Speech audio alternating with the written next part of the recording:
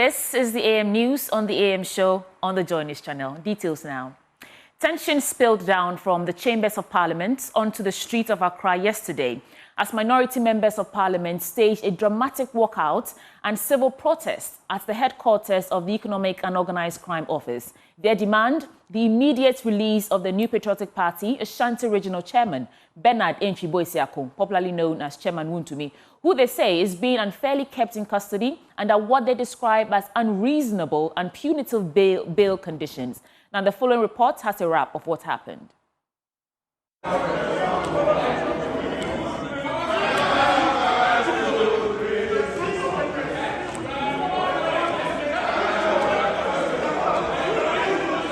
In a show of defiance and solidarity, minority members of parliament abandoned the business of the House and marched through the streets to the Yoko headquarters. The protest follows the arrest and detention of Chairman Wontumi, who was picked up by Yoko after reporting to the CID. He faces allegations of causing financial loss to the state. Though he was granted bail of 50 million cedis with 2 sureties, both to be justified, he remains in custody, unable to meet the full conditions. With all I will, and my forevermore. And have my stories, this oppressors. With all I will, and my forevermore. Second Deputy Minority Chief Whip, Jerry Ahmed Shaib, questioned the legality of keeping Wontumi in custody beyond 48 hours. We are not against accountability. What we are against is the breaches. How do you keep someone under custody for more than 48 hours without allowing the person to go through due process? Why would we want to do this? Why is it persecution or prosecution? What is it that we are looking for as a unit, as Ghana? Are we thinking of proper governance, or we are just thinking of going after people? The disregard for Article 14, the disregard for Article 296, it's just worrisome, and we need to step up now. The MPs arrived at Yoko headquarters hoping to be heard, but the agency's gates remained shut. No official came forward. Well, we are making that arrangement through you, because from Parliament we came here. So far, nobody has made himself available. Yes, that's what I'm talking to. Yes, please. Grateful. Yes, sir. Oh, I just see the MPs sitting on the floor as part of the grievances. What followed was a rare sight. Elected lawmakers sitting on the road, staging a silent civil protest. A gesture, they say, speaks to the urgency and injustice of the moment. Headquarters, in a Rambo style, he's arrested. You interrogate him, he makes himself available. Your next thing is that go and bring title property worth 50 million cedis. What kind of country are we in? Have they looked at the constitution? They should vary the bail term. The man is unwell. He's in their custody. They know. But the standoff continued with no audience granted by Yoko. As tensions simmered on the road, so did emotions in a growing crowd nearby. May I came to observe things. And this was making a blind argument. Because they've given a person back to his lawyer, they've given him bail. This is witch hunting. It's not right. What is not right? This is raw witch hunting. You understand me? Because all of us are in Ghana. Wontumi hasn't been given any government appointment. But not everyone shared that view. Some felt the minorities' walkout was unnecessary drama. This is politics. It's not law, it's politics. And that is why we have to draw their attention to it, that this is unacceptable. They are using the coercive power of the state in an attempt to intimidate political opponents. As the sun beat down on the protesting MPs, it became clear this was more than a legal battle. It had become a political standoff. Chairman Wontumi remains behind bars, and the minority says Parliament will remain empty of their voices until he is released or his bail conditions are eased. Those in charge must be professional. What is happening to Wontumi can happen to me today, tomorrow. It can happen to my respected senior here, tomorrow. My mother here. Enough is enough. We are not just going to walk away. We are not just going to walk away. We'll be here. As night falls, Chairman Wontumi remains locked up and the minority is digging in for a prolonged battle, vowing not to return until they are heard and the original chairman walks free. What happened to Mr. Bernard Enchibu, known as Chairman Wontumi, is nothing short of a national disgrace. It is a stain on our conscience and a threat to every citizen who still believes that Ghana is a land governed by laws. This was not an arrest. It was a clear ambush. It was a calculated display of brute force. Tonight, the standoff continues. Yoko is yet to publicly respond to the minority's demands, but Chairman Wontumi's arrest has lit a political wrath, one that could burn for days if he's unable to meet the bail conditions or secure a variation from Yoko.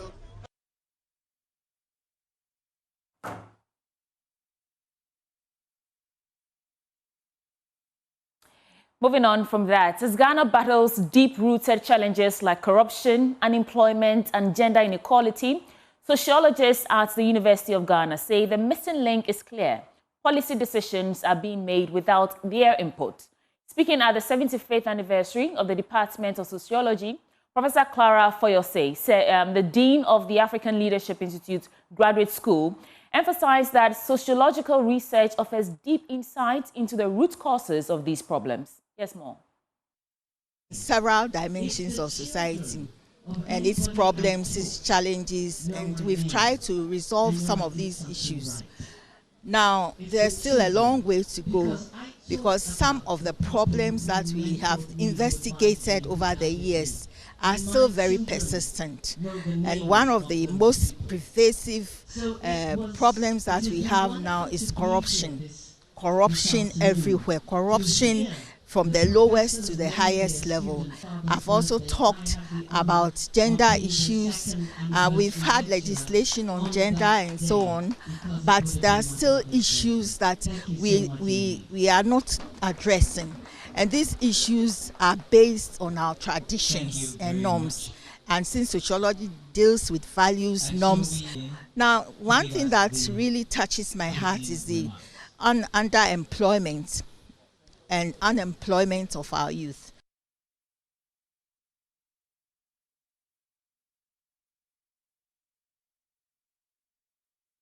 The chief of Mafi Adidome, Togbi Kwasinyini Kololo Ajiman V, and alumnus of the department called on the relevant authorities to consider key sociological research when making national decisions. I think it goes to the authorities, particularly the government and the educational ministry. Sociology over the years have had several researches. The big question is, how do this research impact or influence social policies? It is important for us to have an advocacy where we need to drive, the need for policymakers to know that sociology or sociologists as the doctor of society who are able to diagnose societal issues, problems, and why things happen the way they happen in societies. We need to have a body that will drive that.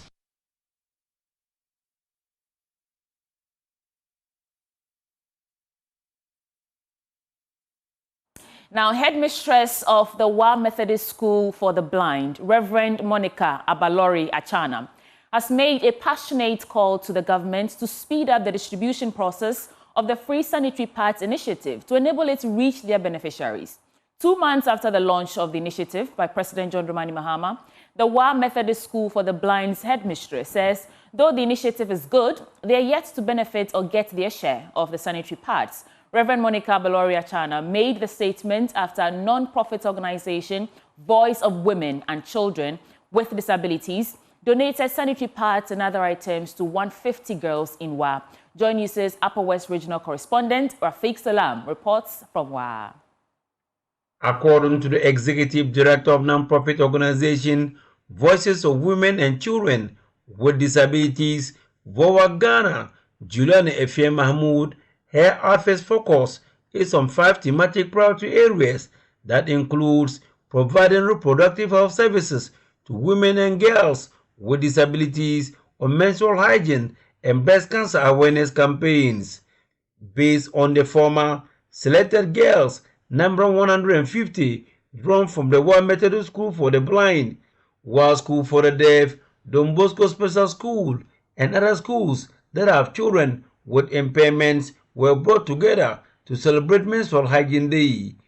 Vowa Ghana donated several items to the girls, including sanitary pads, body lotions, deodorants, panties, and assorted items valued at 50,000 Ghana cedis. We are also giving them items worth 50,000 and above, which include sanitary pad, panties, underwears, sure roll-ons, washing soap, bathing soap, and a lot of items, so that these girls can also, as they are learning, they can also improve upon their hygienic conditions. She appealed for more support from benevolent organizations and individuals to enable them succeed in their mission. Headmistress of the World Methodist School for the Blind, Reverend Monica Abalori Achana, whilst thanking Vowa Ghana for the donation, her eyes are already set on the Free Sanitary Pad initiative of the government, which was launched in April 2025. Though she commended the government for the initiative, she pointed out that 2 months after the launch, they are yet to get their share of the free sanitary pads. Reverend Monica Abalori urged the government to speed up the distribution process. We haven't received it yet. We haven't received it. Yes, we heard about the free distribution of sanitary pads from the government, but we haven't received ours yet. So on this special day, what do you have for them? So on this special day, I'm asking the government to speed up and bring it, because this one doesn't wait for anyone. It comes as it comes. It's natural. So they should bring our own. One of the girls shared her thoughts on the donation. Because it will go a long way of helping me. It's not easy to buy a pad, but as they have given it to me like this, I'm very happy and I'm very grateful. Reporting for the news, Rafiq Salam. Wow. Let's stay up north a bit, because the municipal chief executive for the West Mamprusi municipality, Mohammed Rabiu Jaba, has pledged to ensure that all new school buildings in the municipality include proper changing rooms for girls to manage their menstrual hygiene. Speaking at the Menstrual Hygiene Day celebration in Waliwali, Mr. Jaba highlighted the need to make menstruation more manageable and less stigmatized for schoolgirls. He stressed the importance of providing safe and dignified spaces to support girls' health and school attendance. World Menstrual Health Day is set aside each year on the 28th of May to celebrate the day and to create awareness and highlight the importance of good menstrual hygiene management at a global level. As part of this year's event, Plan International Ghana celebrated the day with students of the Waliwali Senior High Technical School. Speaking at the event, the municipal chief executive, Mohammed Rabiu Jabbar, said he was keenly monitoring the rollout of the free sanitary pad by government and would ensure the municipality gets its fair share. I am keenly following the rollout of the intervention and will ensure we receive the right allocation of the municipality and ensure its proper distribution. Again, on making menstrual period friendly in the long run in the municipality, I am going to ensure that henceforth any school building project in the municipality must include a decent changing room for girls to manage their menstrual flows during their hours. The headmaster of the school, Reverend Ibrahim Sebiam, appealed to Plan International Ghana to support the school with water, highlighting the challenges the students face. School management wish to humble appeal to Plan Ghana International to provide a female-friendly KVIP toilet facilities, changing rooms, and potable water for the female students.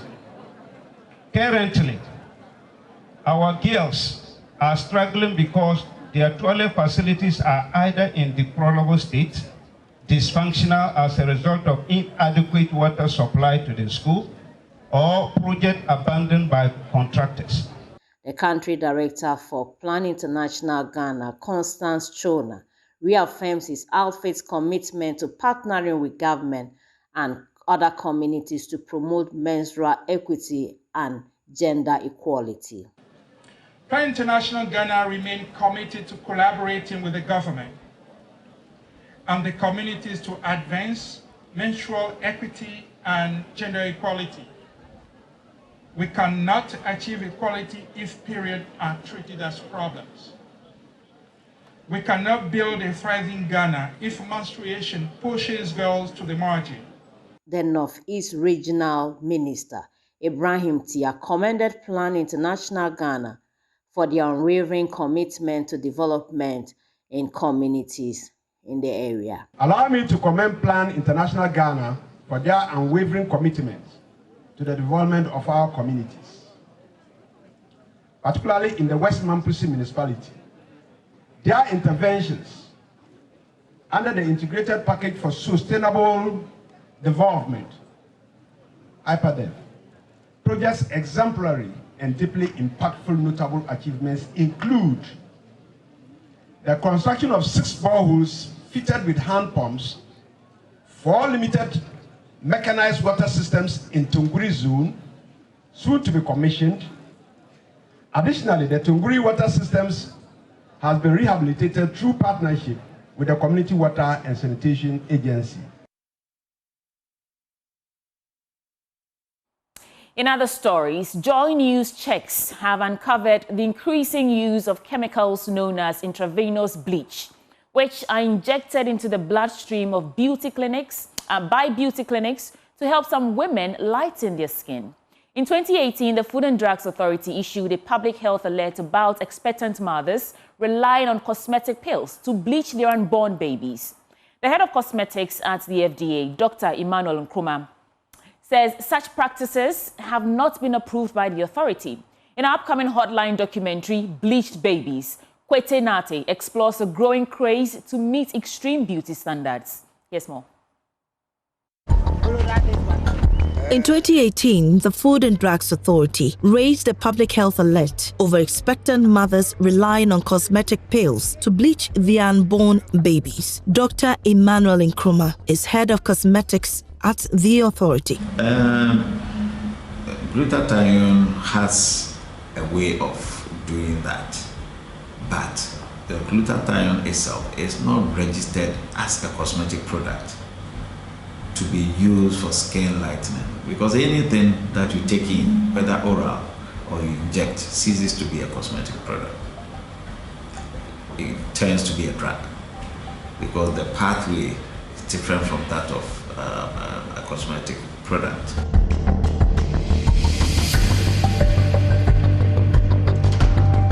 There are fears some women are now resorting to intravenous bleach, where chemicals are injected into the bloodstream. The agents of this practice are the beauty and cosmetics clinics dotted in cosmopolitan neighborhoods. The investigative team engaged some of these clinics, and this is how much they charge per session.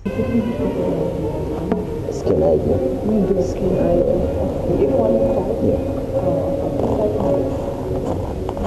not the single one. Last time yeah, and when we got there will be the test. But it's not a drug that will bleach you.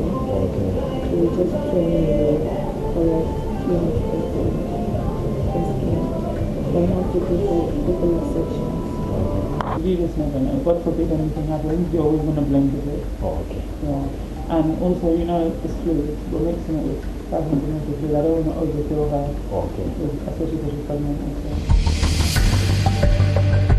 so. Dr. Bayu notes that the springing up of these clinics is worrying. He observed that bleaching through intravenous bleaching substances has far-reaching implications for every part of the body. I think we should be very concerned about it, and I'm hoping that the regulatory agencies would quickly step in. Here I'm talking about the Health Facilities Regulatory Agency, I'm talking about the FDA and other regulatory authorities that are in this space, because I mean, not even to expectant mothers, to anybody at all, there are risks of these medications. And now it's bleaching has gone high-tech.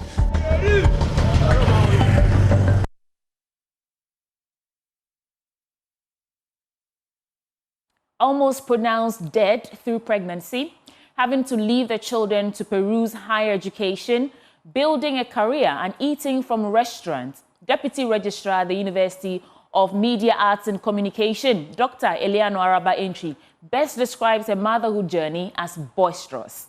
She's been sharing her story with Hannah Odami in the latest series, Celebrating Motherhood. Here's a sneak peek.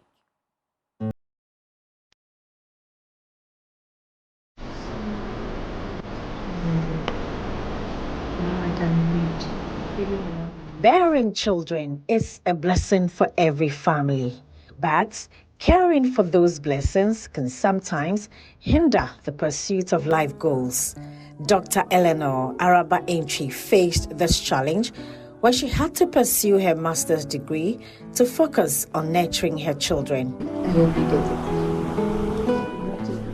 I started at the University of Cape Coast. We missed that bit. As I mentioned that I read science. I started at the University of Cape Coast as a teaching assistant, and then as a teaching assistant, and then as a research assistant. Somewhere along the line, I realized I was in my field, so I moved into administration, and I left UCC as a principal admin assistant. Really? Straight to UDS, University for Development Studies in Tamale, because I had to join my husband. My husband was in the northern region then, so I got there. By the grace of God, I was appointed into the senior membership position as an assistant registrar, and that is when my career as a university administrator actually started. Even as a senior member and as a university administrator, I do part-time teaching. So have you heard of a Chartered Institute of Administrators and Management Consultant? I'm a member.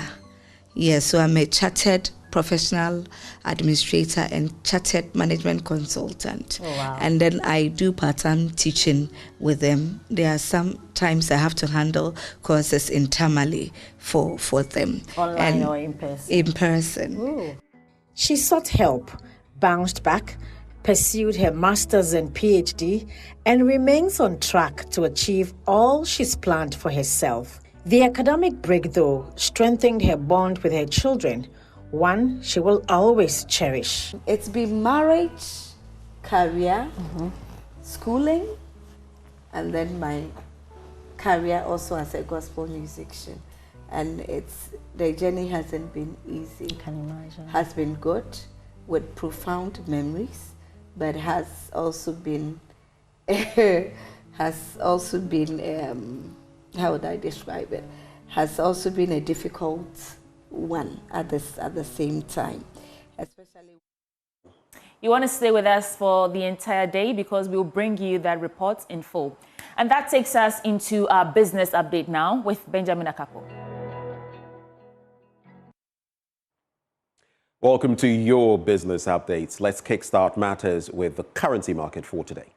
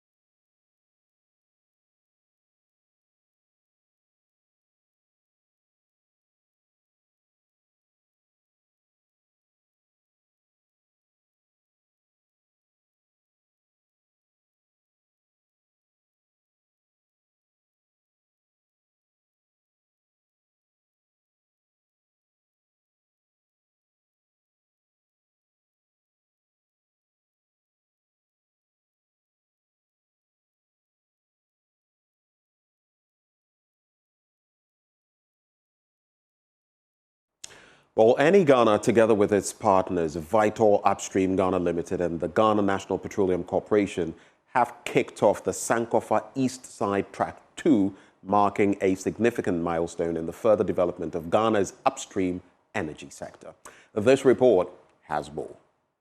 Deep Value Driller, a state-of-the-art drill ship, has started activities offshore Ghana following completion of operations in Côte d'Ivoire. Equipped with advanced automated technology, the rig ranks among the most advanced in the world in operational performance and safety. A statement from ENI said the activity reflects the partners' ongoing commitment to unlocking additional value from the offshore Cape 3-point block, ensuring long-term production, sustainability, and contributing to Ghana's energy security. Ahead of the campaign, ENI and its partners, Vitol and GNPC, carried out comprehensive stakeholder engagement programs along Ghana's coastline to ensure open communication and promote collaboration with communities.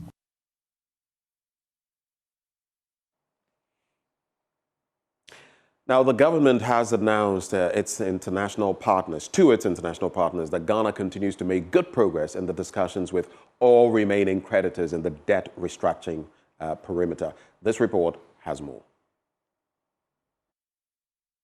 In a statement by the Finance Ministry, it said, the government remains committed to achieving a fair and mutually beneficial resolution with all creditors and thanks its partners for their forbearance, cooperation and support.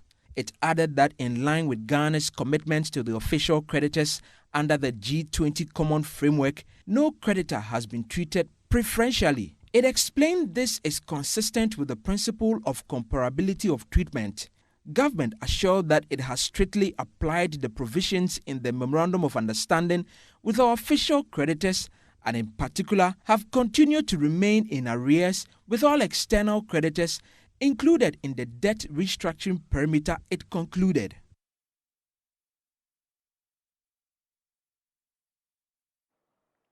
Well, from our stories, let's get into our commodities market now.